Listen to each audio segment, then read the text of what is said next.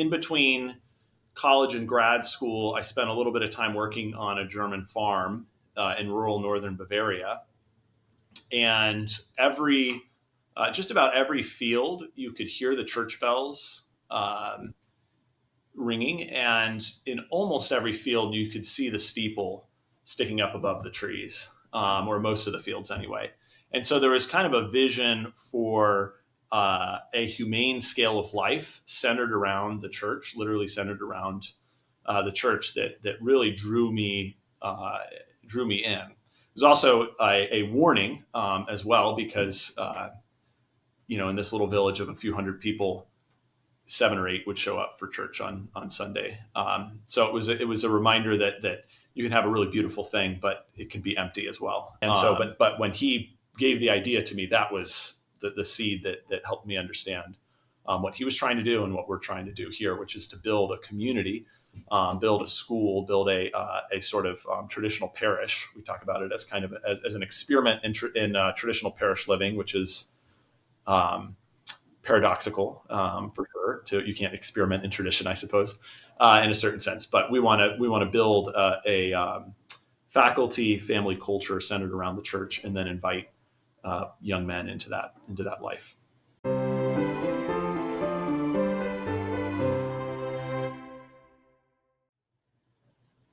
Hello and welcome to this episode of the Anglican Renaissance Podcast. My name is Joe. This is the Young Anglican YouTube channel. Today I have a guest with me, Father Mark Perkins. Father Mark Perkins is the rector of the St. Dunstan's Academy, which we'll hear all about today in this conversation. But without further ado, Father Mark, do you want to introduce yourself to the audience? Sure. Yeah. Technically, I'm chaplain and assistant headmaster, but yeah, I'm the chaplain and assistant headmaster here at St. Dunstan's Academy. I'm a priest in the Anglican province of America, and a former teacher. I taught for 9 years in Central Virginia, and then I worked in a church context for 3 years as a curate before helping launch St. Dunstan's, which I'm doing right now. Super cool. So we talked a little bit before camera, but you're not a cradle Anglican. Most of my guests are not cradle Anglicans.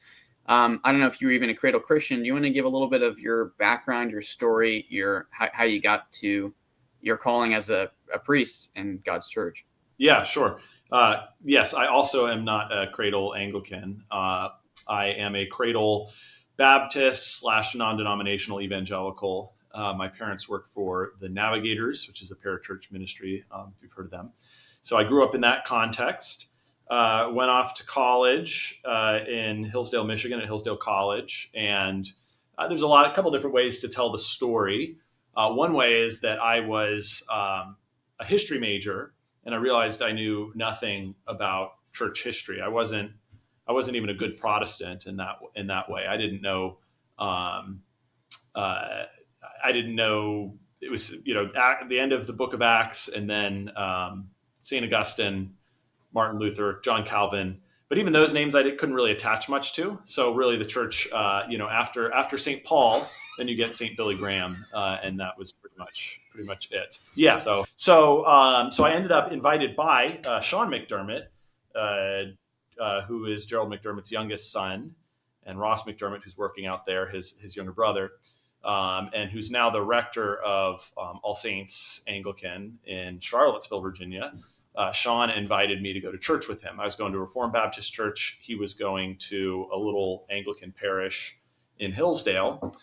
And so we actually went to each other's churches. After the wonderful 45-minute sermon by Pastor Drew, I turned to Sean and I said, "Wasn't that great?" And he goes, "Yeah, that could have been like 15 minutes. I said, "What? That's crazy." So then I went to church with him, and I had no idea. I had no idea what I was doing, really. I had no idea what I was experiencing. It was not a very helpful bulletin.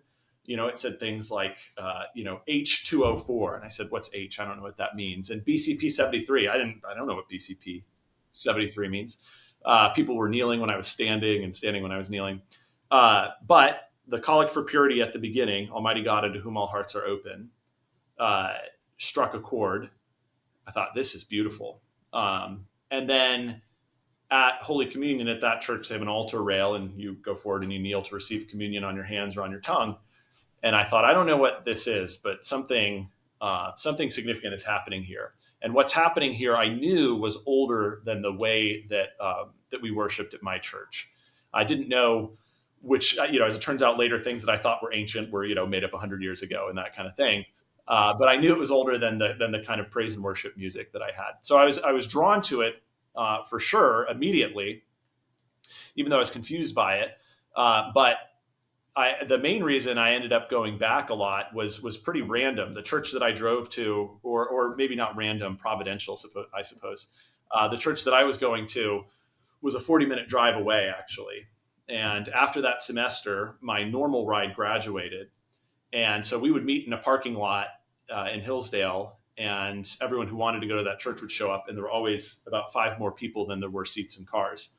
And so as I'd be standing there waiting for that ride, Sean McDermott would walk by and he'd say, "Hey, come on," because his church was a 7-minute walk. So there's a kind of, I didn't, although I was, at the time, church history was really important. In hindsight, a theology of the body was really important to me.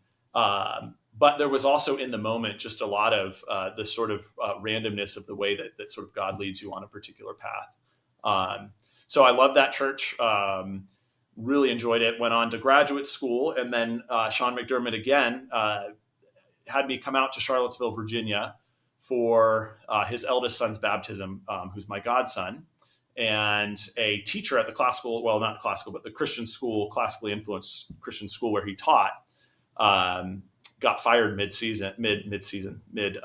semester. And I interviewed while I was out there, got the job, and came out. And it was at All Saints Anglican, which is where Father Sean is now the rector, is where I really ceased to be what, I think I was a Baptist going to Anglican churches for about 5 years. And so that's where I sort of really, the Anglican tradition sunk in. And then that's where I had a calling to discern a vocation to ministry, and ended up going to seminary primarily online while I was teaching and raising a family. And then headed down to Florida and now back to Virginia. Yeah. So it seems like your call to ministry was kind of intertwined with the conversation about education and classical Christian education. What do you think was calling you specifically to Christian education as a topic? And I'm sure we'll talk a lot about that when we talk about St. Dunstan's. Yeah. I think interestingly, so this we'll get into St. Dunstan's a little bit. In between college and grad school, I spent a little bit of time working on a German farm in rural northern Bavaria, and just about every field you could hear the church bells ringing, and in almost every field you could see the steeple sticking up above the trees, or most of the fields anyway. And so there was kind of a vision for a humane scale of life centered around the church, literally centered around the church, that really drew me in. There's also a warning as well, because in this little village of a few hundred people, 7 or 8 would show up for church on Sunday. So it was a reminder that you can have a really beautiful thing, but it can be empty as well, quite literally. So my wife and I, when I got married, we started talking a lot about homesteading. Her folks, she's from the Upper Peninsula of Michigan originally, and her folks were moving back to the Upper Peninsula to do some farming. So we were thinking about doing that, and I was thinking about moving back there and teaching in the area somewhere, and but we couldn't figure out where we wanted to go to church. And so my rector at the time suggested that we ought to go plant a church in the Upper Peninsula of Michigan. So that was actually the origin, the very first conversation about a vocation to ministry, was this vision for planting a church in the Upper Peninsula of Michigan. Instead, we ended up going down to the suburban Orlando to help out at a church. So there's some twists and turns in there. But in hindsight, that vision of planting a church in a rural area, of living a kind of integrated, humane scale of life, literally orienting one's life around the church, for me, that was the kind of seed out of which I consider myself the co-founder. Thomas Fickley, who's helping put some rafters on our latest building out there, is the true founder. But when he gave the idea to me, that was the seed that helped me understand what he was trying to do and what we're trying to do here, which is to build a community, build a school, build a sort of traditional parish. We talk about it as kind of as an experiment in traditional parish living, which is paradoxical for sure. You can't experiment in tradition, I suppose, in a certain sense. But we want to build a faculty family culture centered around the church, and then invite young men into that life. Yeah, you use the phrase humane scale, and I want to like expand on that. What does that mean? What are we talking about there? And then how does that connect with talking about this like as a parish plant rather than maybe even a church plant? What does that kind of mean? Yeah, that's a great question. I should say that we are. I am licensed as a chaplain, and the chapel will be licensed. So it's not at least as of right now, it won't be a true church plant, a true mission or parish, because we're a school. We are, as my bishop says, an ecclesiastical peculiarity or an ecclesiastical peculiar. Um, but we will function as a church here in this rural area because we will have Sunday services together, and the faculty and the boys and any from the surrounding community who choose to join us will worship together. I would say among the many sort of currents behind St. Dunstan's, one of the most important ones, is a sense of the increasing and profound disembodiment of modern culture. There's a lot of great benefits to modernity, late modernity, post modernity, whatever you want to say about where we are, including what we're doing right now, for sure. And yet, there's a way in which we, as a culture, have become divorced from our own bodies, divorced from our integration with material reality, divorced from creation. Saint Augustine, among others, says that God has two books: the Holy Scriptures and creation, and we are pretty alienated from both of those. And I think Christians, in general, recognize the importance of the Scriptures. We can sometimes forget the importance of creation. I said earlier that my journey into the Anglican tradition was partly a theology of the body. And one of the ways that I'll talk about it, in high school, at some point I read Mere Christianity, and somewhere in there, if I'm remembering correctly, C.S. Lewis says something about the reason that we kneel to pray, of course, is that what we do with our bodies matters spiritually. And I remember distinctly, I was reading that book on my bed laying down, and I thought, well, that's dumb. I can pray laying down in my bed. I don't need to be kneeling. That's ridiculous. But it stuck in the back of my mind, and it would kind of pop up again. I'd say, that's so weird that he thought that. And then in the Anglican liturgy, I would say I found, my particular corner of evangelicalism. This isn't like a Baptist teaching, but there can be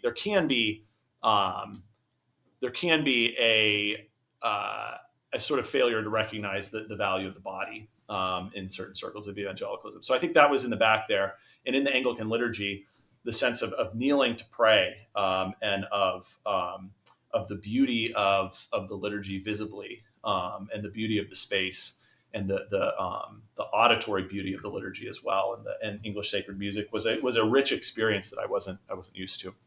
And then at the end of that, so I, that C.S. Lewis quote, towards the end of college, I read N.T. Wright's Surprised by Hope, which said that the body, it's not just that the body matters in worship, the body will matter eternally, eschatologically, which was, even though that's basic Christian doctrine in every tradition that exists, including the Baptist tradition, it was somehow still news to me. I'm sure that my pastors growing up said it, and it just didn't sink in with me. I'm not blaming them, but for me, it was a shock at the time. And then later in my discernment period, I read E.L. Maskell's Christ the Christian and the Church, and the notion that my body is in fact incorporated into Christ's mystical body in a way that is not simply a metaphor. Was I used to say that was the sort of final piece of a sort of re-embodied theology. But then I realized that I moved from not thinking about my body to thinking about my body, uh, but I didn't necessarily move to actually doing anything with my body. So I moved from being totally disembodied to thinking about the fact that I was disembodied to then considering, wait a minute, that's actually not, to go from thinking about ideas to thinking about bodies is not necessarily enough. And so part of the vision for St. Dunstan's is a re-engagement with reality, a re-engagement with embodiment. And so when I say a humane scale of life, I mean simply that as human beings, we're created for local community in a real sense, and non-local community is not bad necessarily, but there's something fundamentally alienating about modern life and the way that we are sort of divorced from our neighbors and divorced from one another, and our relations are superficial and shallow. The other thing I would say, I'm rambling a little bit here, is that the Anglican tradition is a parochial tradition, and there's wonderful, incredible experiments happening everywhere with what does it look like to bring the Anglican tradition into different contexts and different places. But the English Christian tradition is a local parochial tradition, and that sort of creative reimagining of what does a parish look like in the 21st century is really important. I think the other thing that's really important is to remember what a parish looked like in the 18th century. And again, it's paradoxical because nobody in the 18th century said, I'm living a traditional parish life, right? And so the sort of self-consciousness of what we're trying to do could very easily be described as live action role playing, and and I get that, but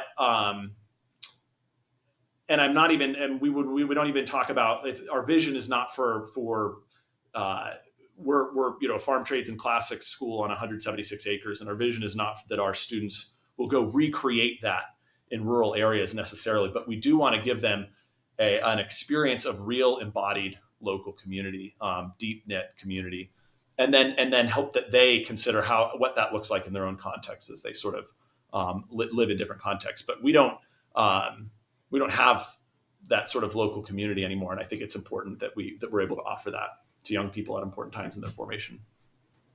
Yeah, I can't help but think, there's probably lots to talk about with that kind of tension in recognizing something that was lost and kind of wanting to go back to the tradition, but it's conscious now when you try to go back to it, and it's hard to kind of do it effortlessly like maybe people used to do it.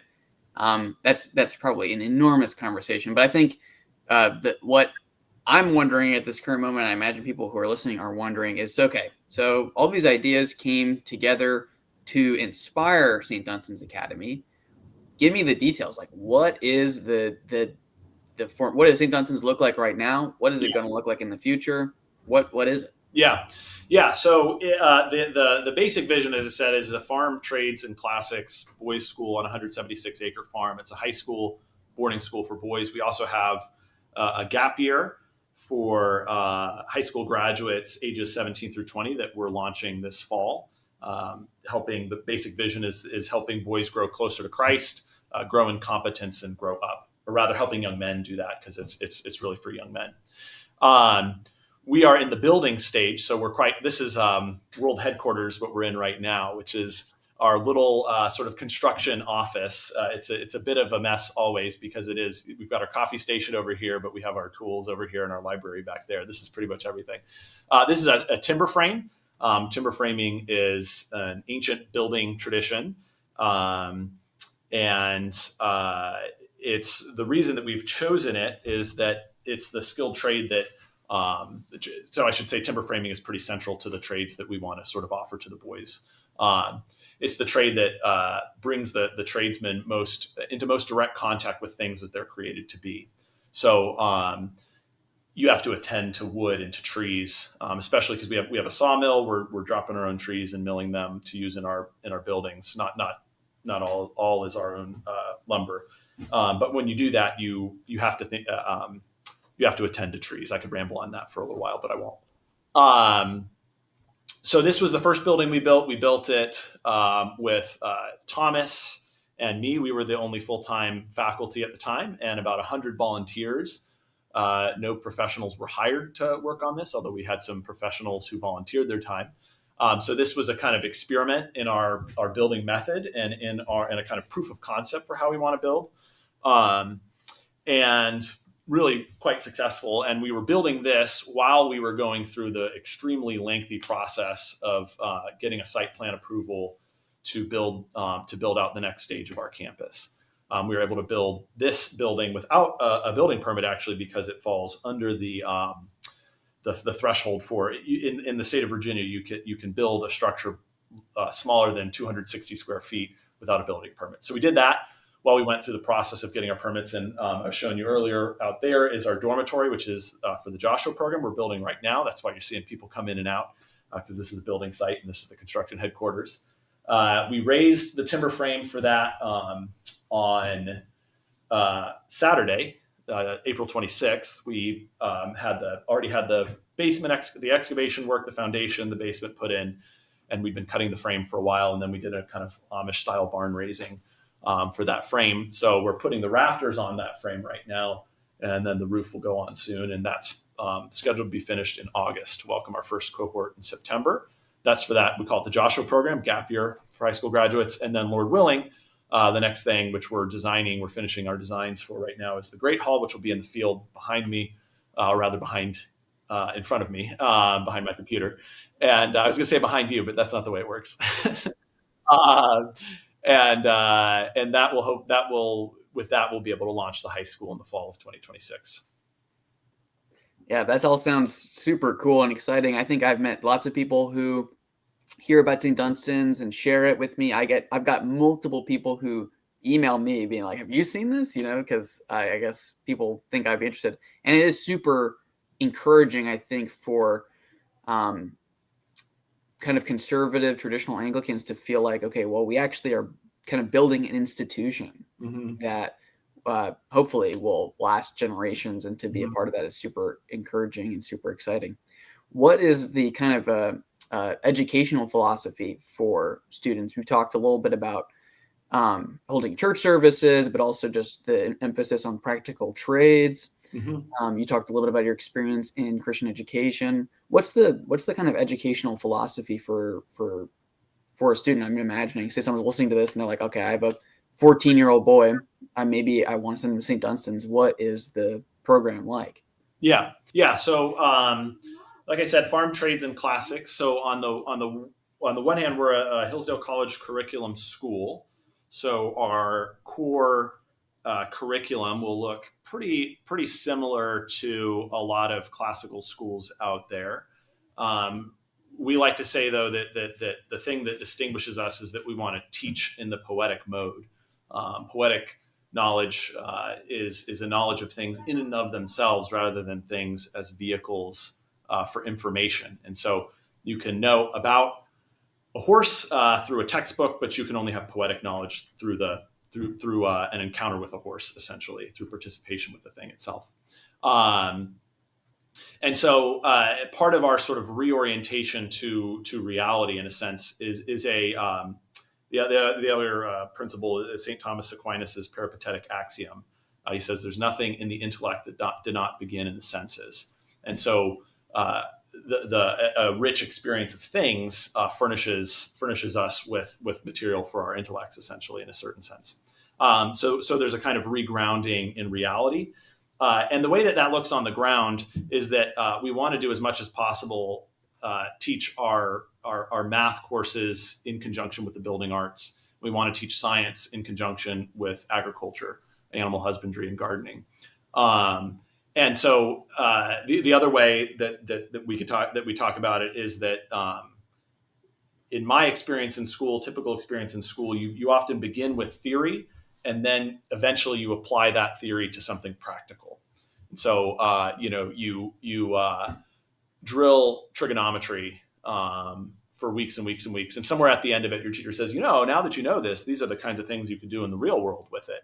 And that's not terrible, but it's, in a lot of ways, it's backwards, especially backwards for teenage boys, for whom theory is often really boring, and the sense of something practical and real is important to hook them.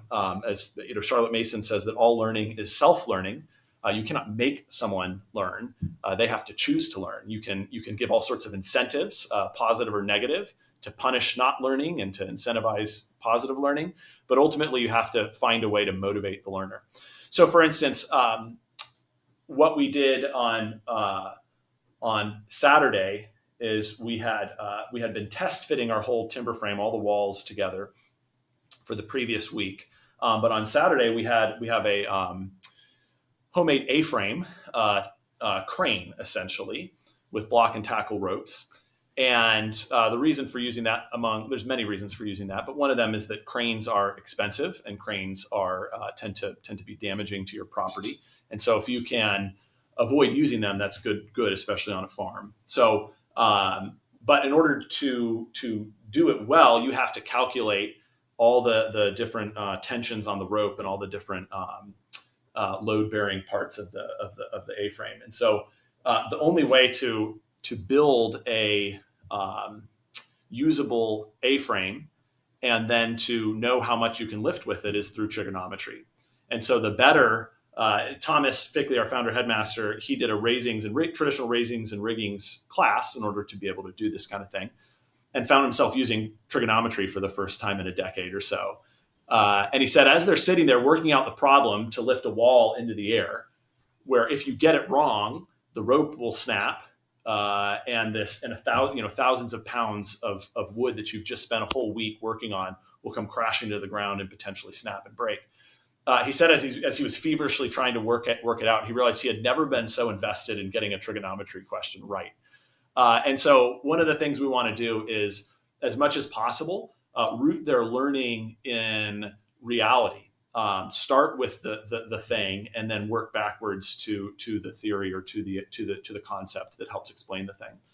So we want to teach outdoors. When we talk about the thorns and thistles that are the curse of sin, we want them to have some experience of thorns and thistles. And on a Virginia farm with a lot of a decent amount of poor management, I would say, over the past 50 years, we have a lot of thorns and thistles. So we have lots of ways to experience it. I've got scratches all over my hands because I was brush hogging parts of our campus for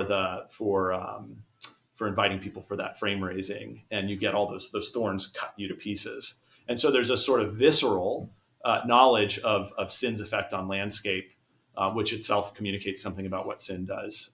And so in our theology classes and our spiritual formation, we want to consider not just the sort of biblical metaphors that are agrarian, but actually the sort of agrarian realities that are behind them. Yeah, I mean, just anecdotally, I remember one time I was in Ireland with my family, and I remember seeing sheep. And there were people talking to the sheep. And as soon as they heard the shepherd's voice specifically, they all moved to the shepherd.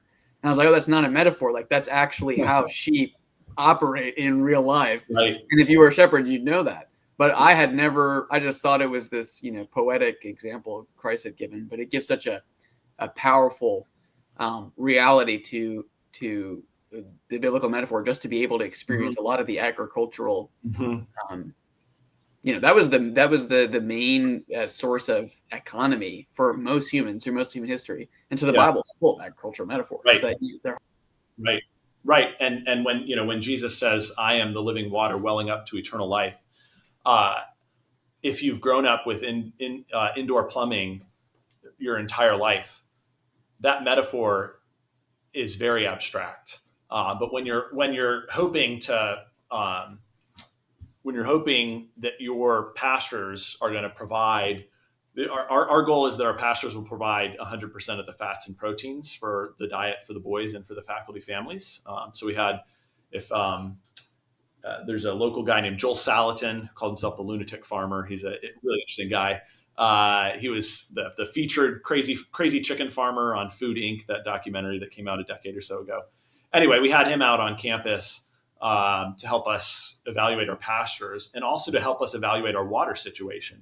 We have one perennial stream that runs, Possum Trot Creek, that runs year round. And we have a whole lot of intermittent streams. And we were trying to figure out what can our water situation support a lot of animals um, without having to dig wells and that kind of thing. And when water is that important, when you have that kind of reality that the likewise we were drilling a well up the hill behind me here for our entire central campus, and Virginia is a very it's not hard to find water in Virginia, so we were pretty sure we would, but you don't know. And it's also really expensive drilling a well. So they could have drilled that whole well to, I think they ended up going to 500 feet to get the amount of water we needed. And if they hadn't gotten it, then we'd have to start over somewhere else. And so the importance, the sort of life-giving importance of water, we don't, I'm not even saying that we in any way recognize that, because we still are on, like, I live in Waynesboro right now, and I'm on city water, and they have a well. They turn the tap and they get their water, and they have a hot water heater. It's like this. They're not experiencing anything close to that, and yet there's a real sense of dependence upon that living water, that welling up from the ground, that brings life, and without it, everything dies. That sort of visceral reality is a picture of salvation, and I would say even the sort of broadly speaking, sacramental nature of reality, the way that it communicates the grace of God, that is, you get very divorced from it if you don't have real experiences of agriculture and being embodied in the world. Yeah, I think that, that's one of the main values, I would say, for modern people for things like fasting, right? Was when Jesus, basically, there's huge crowds that gather just because they hear Jesus is going to offer like a loaf of bread, maybe. And right. At the time, that was enough motivation for people to like just go out and go crazy, because everyone was hungry way more than we are today. And when Jesus is saying to that crowd of people who are that desperate for food, that their hunger is basically, they should be really hungry for God, and that He is the real bread that will satisfy them. That's right. And their hunger. It's a much more visceral image than for most people today who, if I want a snack, I have a pantry full of snacks right now. Right. It's just not it's not the same. And so you kind of have to artificially introduce those conditions into your life. Right. And just like you said, fasting, among many other things, fasting is a reminder of embodiment. It's hard to forget your body when you're hungry. But fasting is also, as you were saying, fasting is an artificial experiment in famine, in a certain sense, and in need. And what I would say again is that the person who's fasting is not, they're not experiencing true need, because it's only their willpower that keeps them from, going and getting the granola bar out of the pantry. And yet they're experiencing something of it. So I'd say the same thing about when I say that we're an experiment in parochial living. We have to recognize that we're 21st century Americans, and we're still living, we're not trying to take the boys out of the culture. We couldn't do that if we wanted to. But we are sort of deliberately saying, all right, in the same way that fasting reminds you of what it's like to be hungry, and you can more easily imagine yourself into a place of desperate starvation, which is the true state of all of us spiritually without Christ. There's a similar sort of metaphor to say, we are members one of another.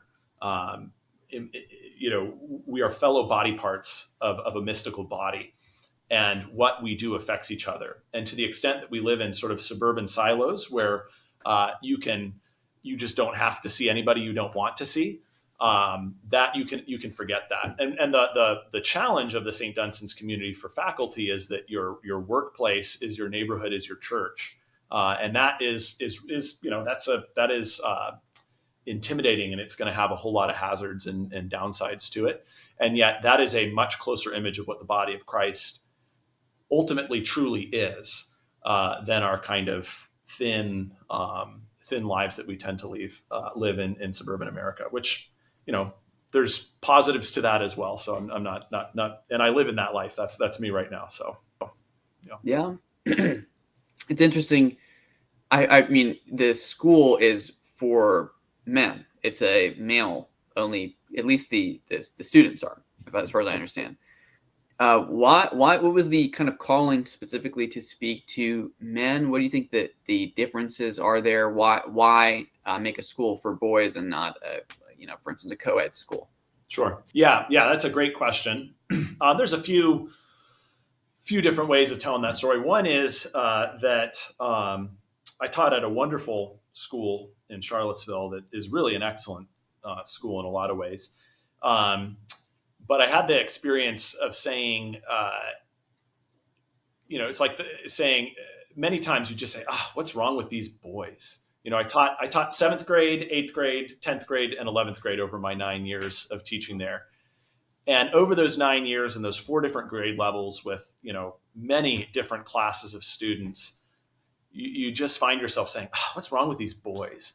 And after you've said that the sort of 47th time about about the 12th different cohort of different boys, you should start to say, is there actually something wrong with these particular boys? Is there some sort of moral failing happening with these three knuckleheads in my seventh grade, class? Or have we forgotten how to educate boys? Is there something we're doing wrong in the way that we're forming boys and forming young men? So for me, that was my sort of prompt into that. Thomas, meanwhile, his version of that story is that he was finishing a master's degree in American history, writing his thesis on the history of American educational philosophy. And right at the tail end of that, he found out that his wife, Natalie, was pregnant with twin boys 4 and 5. And so they had 5 boys under the age of 6 for a little while. And he said, I wonder if God is calling me to think about the education of boys in particular. So he initially, and then me sort of following in his footsteps later on, moved from that kind of anecdotal experience of stepping back and saying something might be wrong with the way that we're forming boys, to reading the data on boys in school in particular, and then sort of outcomes for men in general. And I don't think it's too much to say that there is a ongoing, really serious masculinity crisis in America. And I think the proof that this is so is the way that mainstream culture, which I would rate as fairly hostile to traditional masculinity and to masculinity, period, is starting to take notice. And so the most important book is in that is Richard Reeves' of Boys and Men. Richard Reeves is an economist with the Brookings Institution, and this made a big splash. Everybody, pieces in the New Yorker and the New York Times and the Atlantic and NPR and all sorts of places were reading it. And he just, there's a lot of problems with that book. I say that as long as you reject all its premises and conclusions, it's a really good book. But it is a really excellent collection of data. And and that's not a totally fair, there are some good things in the book as well. But what he does is he documents the sort of incredible male decline in education. All the gender gap in education today is wider than it was before the passage of Title IX in 1973, I think maybe, but in the other direction. So there was a sort of educational achievement gap where girls were not achieving the same educational outcomes as boys, women as men, and they've switched places, and the gap is greater than it was and growing. And there's no signs at all of it slowing down. So as far as educational achievement goes, boys and men have been doing increasingly worse for 50 years, and there's no signs of that slowing down. In the workplace, there's similar, it sort of tails behind that a little bit for a variety of reasons, but there are increasing signs of real problems with male workforce participation, which is a big economic problem, but it's also for me, I care about that in some abstract sense, but it's also just a sign that we aren't forming healthy men. And there is an ongoing fatherhood crisis. There's obviously a marriage crisis and fertility crisis, all sort of wrapped up together, and male health outcomes. The sort of well-documented deaths of despair, which have gone through the roof, are almost exclusively is an almost exclusively male phenomenon. Maybe that's a little bit. It is driven by male deaths of despair. That statistic would not be nearly as significant if male patterns were the same as female. So there's something wrong in our culture broadly with the way that we're forming young men. And then I would just say, the sort of the outcome of that is a recognition that every culture that's ever existed practically has had traditional rites of passage to help boys embrace manhood. And we are unique in not having those. And we're sort of uniquely malforming our boys for a variety of reasons. So there's something, there's I wouldn't say that mainstream educational models are serving anyone well. They're not serving girls well either. The problems girls face in adolescence are not necessarily any less, but they are different. And I think that there is single sex education offers one way of addressing some of those differences. And I would say too, if people say, well, when's the girls' school going to be started? And I think there's a rationale for a girls' school too, but you can only do one thing at a time. Yeah. So. Yeah, I could say as someone who's excited about this, and I think that it's a good thing. Obviously, I think many of us would welcome, with infinite time and resources and all those kind of things, a comparable girls' school. I can't help but see this kind of project as a little bit of a picking up of the baton for lots of things that our society used to have that are kind of being dropped. I mean, the Boy Scouts controversy is a perfect example of this. It was something that was a male-only space for men to do similar things to stuff you're describing, and that's kind of we're losing that out of a lack of understood necessity for that kind of formation for men.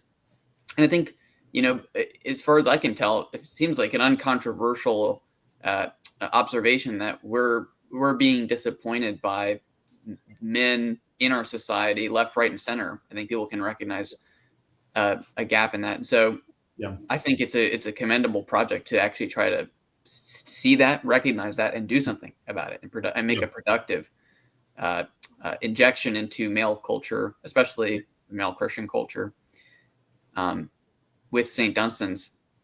I think it's also interesting that, as far as I understand, it's a boarding school. It will be. They'll be boarding on the property. I feel like boarding schools are a very English thing, Anglican, I guess, as well. People always think about like Harry Potter as having like peak Anglican aesthetics. My friend, I had him on a while ago, and he's great, but he loves talking about how people yearn for like the kind of homey feeling of like an English boarding school that Harry Potter captures very well. Father Kelly O'Sullivan is who I'm talking about. Why a boarding school? What do you think that has to do with, I guess, formation, as opposed to just saying having an ordinary private school? Yeah, that's a great question, and there are, as you might guess, a lot of different answers to that.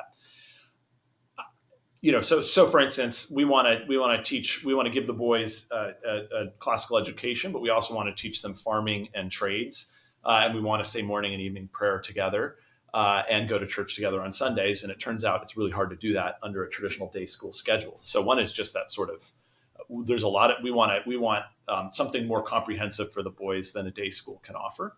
Second thing you could talk about is, among the other things that are the sort of culture at large is awakening to is the toxicity of social media and smartphones for young adults and for young people in particular. And so the boys who live here will live under a temporary rule of digital poverty. So no phones, no screens, anything like that. Of course, modeled on the notion of monastic poverty. And so you can ban phones at school in a day school, and that's great. But you'll still find that the culture of your students is dominated by smartphones, even if your school bans them completely, and dominated by social media. We say we're not looking to pull the boys out of culture, for starters. Our goal is not removal. Our goal is to send young men into culture, well-formed young men. But we do want to turn down the volume of the culture. So, one of the things that we found at our school that we taught at together, Thomas and I, is that we had great faculty, great curriculum, for the most part, really great families, great parents who were pulling in the same direction. A lot of the kids went to great churches. And even with all those things aligned, there was one thing pulling in the opposite direction, and that was the sort of mass culture that they were all embodied in. And one of the ways I say it is that Taylor Swift's voice is a lot louder than all those other voices combined. It's hard to allow the church to have a voice when pop culture is so deafening. So we're not trying to shut off. We're not trying to mute pop culture. We can't actually do that. And our boys will spend 3 months on campus and 6 weeks off. So they'll be coming in and out of a kind of normal American, milieu. But we want to turn down the volume a little bit is another reason. But the real reason, the ultimate reason, is that I think a boarding school it's not the only solution. I'm sorry if you're hearing a little bit of background noise. Our telehandler is backing up there. I don't know if you can see that there. So sorry about that. We're like I said, yeah, that's right. It is a construction site. Um, so boarding school is not the only solution or option, but I do think it's the best one for most boys in helping them experience rites of passage. So a rite of passage in any culture is basically a 3-stage initiation out of boyhood and into manhood. And the typical, the universal, not typical, but pretty much universal pattern is removal from childhood, removal from the domestic home, initiation through challenge. There's often a kind of death in this second stage. The boy is dying so the man can emerge. And then an assimilation into an adult vocation, into an adult community. The classic example of this is actually the boy Jesus in the temple, who's removed from his parents. He experiences the challenge of living alone for 3 days. He experiences a kind of death and resurrection. That story is very clearly, St. Luke clearly it makes it a foreshadowing of Christ's death and resurrection. He goes missing for 3 days in Jerusalem before being found alive. And then he is assimilated into his adult vocation and ministry. He is anticipating his ministry, and he says to his mother, "I must be about my Father's business." So he's engaged. He is stepping into, in a certain sense, his adult vocation and ministry in that. So the question is, how do we embody those rites of passage in a modern American context? And it is just very difficult to do it in most communities. The Boy Scouts, like you mentioned before, that was a conscious, among other things, there's a conscious recovery of rites of passage, and a lot of the liturgies, loosely speaking, of the Boy Scouts are about bringing boys out of boyhood into manhood. But the Boy Scouts has been, in a literal sense, neutered, and in a much worse. You look at the 1911 Boy Scout manual and what was required, and it's pretty awe-inspiring, difficult stuff, challenging things that a lot of adults couldn't do today. And then you look at a modern one. Thomas loves to point out the guide to safe scouting, and all the things that the Boy Scouts ban. You can't climb trees in the Boy Scouts. You can't use trampolines in the Boy Scouts. We take our boys, and after careful training and with a lot of preparation, we have them bring down massive oak trees to use in our building projects as a rite of passage. You certainly cannot do that in the Boy Scouts these days. So we want to recover that. And so again, we're just the boarding school model follows that same notion of removal from from the domestic home temporarily, initiation through challenge, and an assimilation into manhood. And so a boarding school enables you to do that. Everybody knows, your boy and your girls, for that matter, your boys and your girls have to leave home at some point. The sort of 27-year-old, 35-year-old, however you want to, living in his parents' basement and playing video games and not working, and everybody knows something's wrong with that.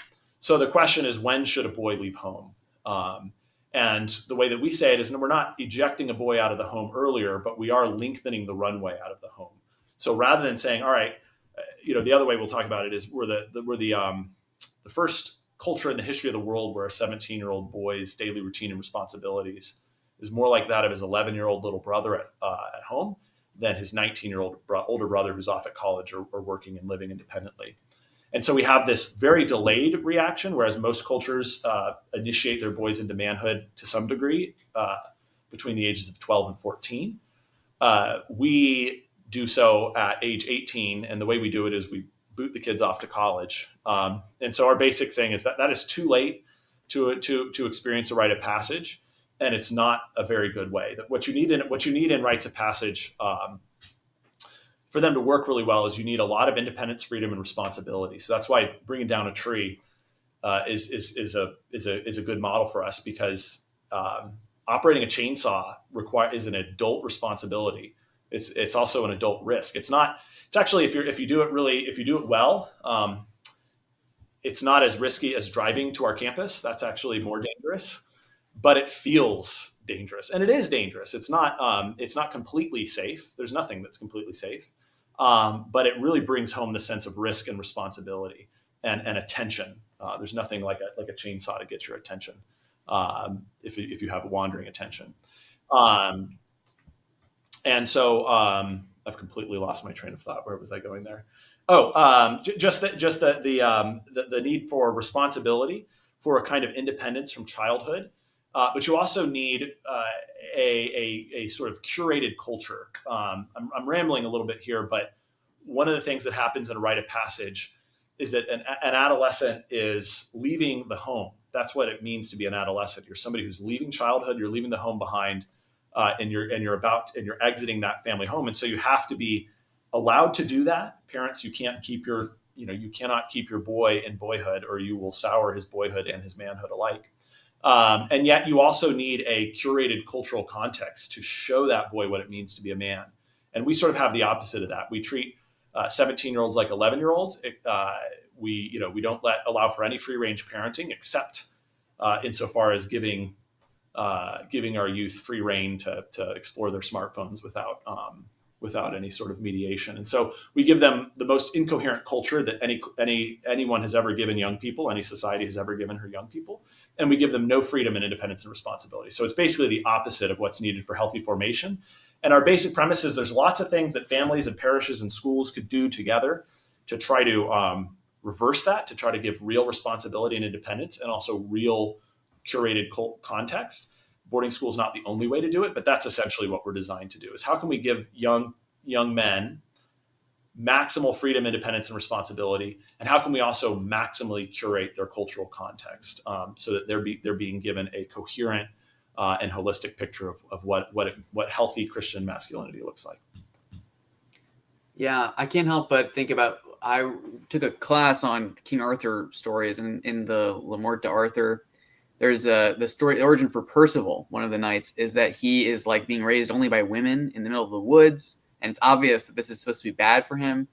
And he sees, while he's like traveling in the woods, he sees like a knight's armor shining, and he's so attracted to it just instinctually that he leaves in pursuit of this knight, but then he fumbles around because he has no experience with the outside world. He's been isolated, and the peculiar and sad part about that story is that's basically how all men are raised today, rather than that being the exception and this kind of laughable joke story that is played for in the original King Arthur story.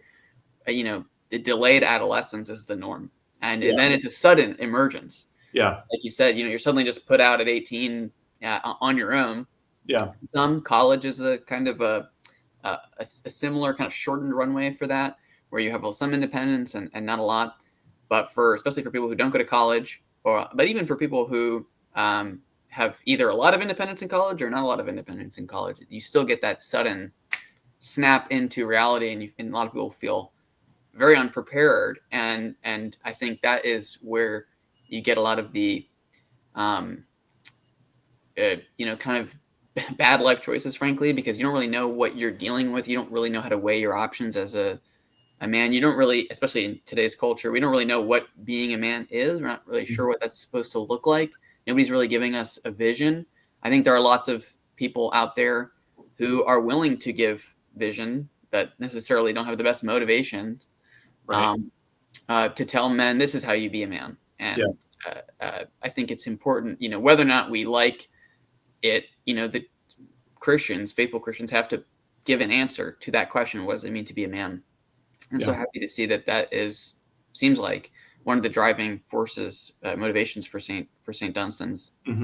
One of the questions that I have to ask is why Saint Dunstan's? Why that saint? It's particularly, why not some other name? Is there a story there? Yeah, it was actually my wife. It was her idea. We were batting around a number of different ideas, um, and we have the St. Dunstan's Plain Song Psalter at home, which is a beautiful resource for chanting the Psalms as a family. And there's a biography in the back of St. Dunstan, who was the abbot of Gloucester Abbey before he became Archbishop of Canterbury. He was a founder of boys' schools, a founder of boys' choirs. He was also a skilled tradesman. He was a bell maker, and notable for his expertise in ironworking as a monk before he gets sort of pulled into leadership. So he brings together skilled trades, education of boys, and music, which are all really important for us.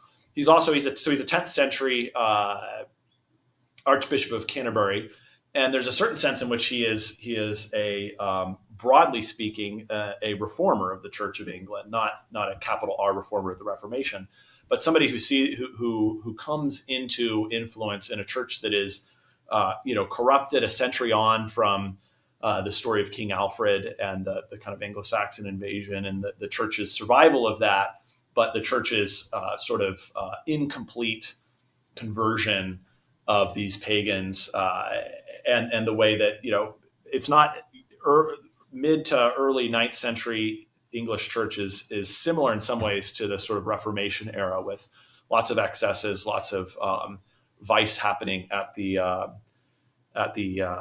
in the monasteries. I can't remember who I was reading that said something like, if you want to see the seven deadly sins, this is a little bit later, this is medieval, but I think it probably applies as well. If you want to see the seven deadly sins in action, you don't need to go to one of these plays. You can just go to your local monastery and experience it there. A little bit of a caricature that's not totally fair, but there was a real viciousness in English society at the time, and so Dunstan is in that sense a reformer of the church.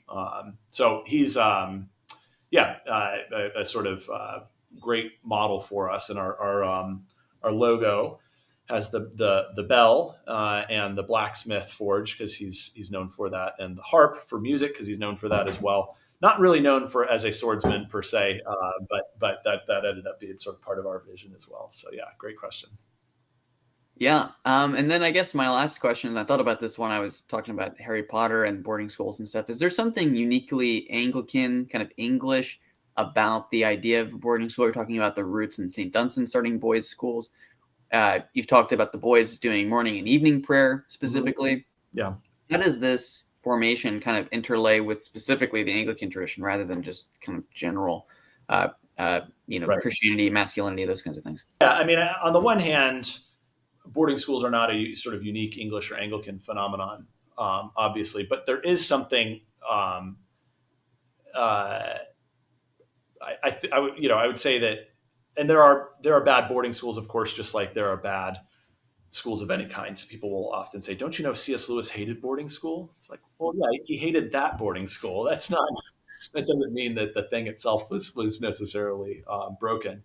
But yeah, I would say that the Anglican tradition actually has an extremely rich heritage of boarding schools, and there's a certain sort of implicit knowledge of how to do them well. That's in the Anglican tradition and not elsewhere. And part of it, I would say, as I was just suggesting, it far predates the Reformation. And yet I think the sort of boarding school model comes into full fruition in the aftermath of the Anglican reformers, and in particular in the prayer book tradition.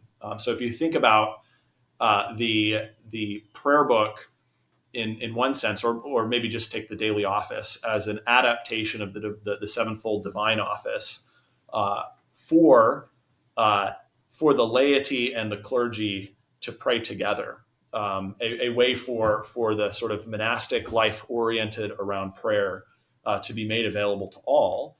That offers a model for communal life together. So we are not, for instance, we are not a traditional English boarding school in the sense of in that a traditional English boarding school would not have farming and skilled trades education. And in a certain sense, it's all remedial. One of the things that we'll say is that by the time you just go back even 100 years, much less 200, 300 years ago, by the time any young person was ready for a liberal arts education, they would have already had profound experiences of embodiment simply by being a human body at work and play in the world. Even the elites would have had a more profound experience of embodiment. So part of our model is remedial in a way that may not have been necessary in a different context. So I'll say that, but I also think that we will not have time we're an Anglican school, so we wouldn't do this anyway. But even if we wanted to pray the sevenfold divine office, we couldn't do it in our day. But we can do morning and evening prayer together, and we can do the Sunday Holy Communion as the climax of life together in a sort of traditional within the traditional Anglican rule, and so Anglican rule of life together. So I would say that the sort of the morning and evening prayer are built in a lot of ways for a kind of classic boarding school model, and that that the Anglican liturgy of life prayed together in community is built for this kind of a community. The other thing I would say. So I first entered an Anglican church in 2008. But it was not until the fall of 2020 when I was the curate at St. Albans Anglican Cathedral and the ecclesial school at St. Albans was launched that I started praying the daily office, singing the daily office with the students in that school 3 to 4 mornings a week for the 3 years I was down in Florida. And that was the first time I experienced the daily office in corporate worship regularly, as opposed to sporadically or occasionally. And that's the way the daily office was designed to be said. It was designed to be said and sung and prayed in communion, in community together. And so there's again something really beautiful about the daily office in schools that it sort of fits there. Another thing, my friend Kevin Clark, who started the Ecclesial Schools Initiative and who's one of the co-authors of the Liberal Arts Tradition, which is a great book on classical Christian education, he'll sort of say that classical education is Anglican in some deep sense. And so for us, we're using the traditional, the 1928 prayer book, the old Elizabethan language, and the King James Bible. And there's lots and lots of reasons why I think that's great. But one of them is that it is quite suitable, quite fitting in a classical education context. And so the riches of the classic prayer book tradition, the riches of the authorized version, and the riches of English sacred music and English hymnody, not just English, but certainly a strong emphasis on the English hymnody. There's something profoundly formational and that is profoundly fitting with classical education in a way that a lot of contemporary prayer books and contemporary music is much less, praise band evangelicalism, which I'm not. I mean, I am criticizing it, but I'm. The specific critique here is simply that it does not mesh with, you can't, if you're studying the great books, if you're studying the classics, the classic prayer book lives up to that. It measures up, it fits with it really well.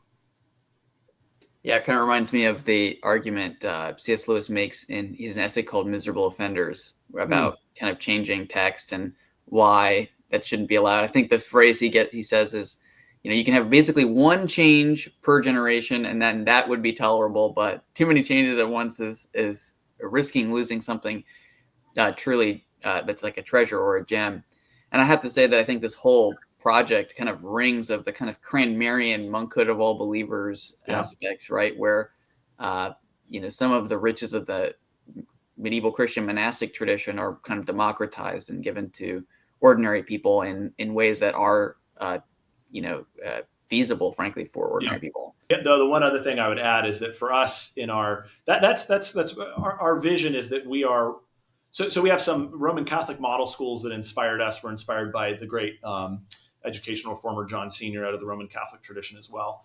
But one of the things we realized early on is that whereas they are viewing their schools as pseudo monasteries, as essentially their boys are monks in training, even if they may end up doing something else, but that's what they're training them for. our vision was, as you said, much more attached to that notion of the monkhood of all believers, the single-mindedness of all Christians together, and we are a parish in miniature in a sense, and so we're raising up future vocations to ordained ministry, I hope, but also lay people who will be faithful members of their church. We're raising up future husbands and fathers, and so we want to send them prepared to lead their families well, and the English prayer book tradition is well equipped to do that. The one thing I was just going to add is that similarly in our music program, which is really important to us, in part because if you're going to be a digital poverty school, the only way that you get music is if you make music. You can't consume it as a listener. You have to actually produce it as a creator. And so we want to pair traditional folk music, especially Appalachian, but not only, with the sacred music of the church. And so we want them to be singing hymns. We want to graduate young men who will confidently lead their families in singing hymns, but who also know traditional Appalachian folk music and can bring their families and their communities together around shared musical heritage as well. This all sounds so awesome. If I was a 14-year-old boy, I would be like super excited about this. Say I'm watching this and I'm a dad, or I'm a 14-year-old boy, or I'm a parent who sees this and says, okay, I want to send my kid to St. Dunstan's. What are the steps? Like, what's the website link? I don't have that kind of stuff in the description. Yeah. If you just Google St. Dunstan's Academy, we should pop up pretty quick. We're in Roseland, Virginia. We're in the Blue Ridge Mountains. If I could go and show you all the mountains. You can see our campus is visible from the Appalachian Trail. It's a really cool spot. So stdunstansacademy.org is our website, but you should be able to find it if you just search for it online. We are accepting applications right now for our Joshua program. You can find a link there as well. So if you are or you know a soon-to-be high school graduate or a recent high school graduate who would benefit from 9 months of prayer and work and vocational discernment, you can direct them there. We have not formally opened applications for the high school, but we have had a number of families come out and see what we're doing. And so you can email me at mperkins@stdunstansacademy.org. You can also find a contact us page there as well. Would love to talk. There's also a newsletter that comes out once every 2 months. That's the best way probably to stay updated. You can find that on our website as well. I'm assuming there's like a link to support the project and everything on there as well. If you just want to, lend your support.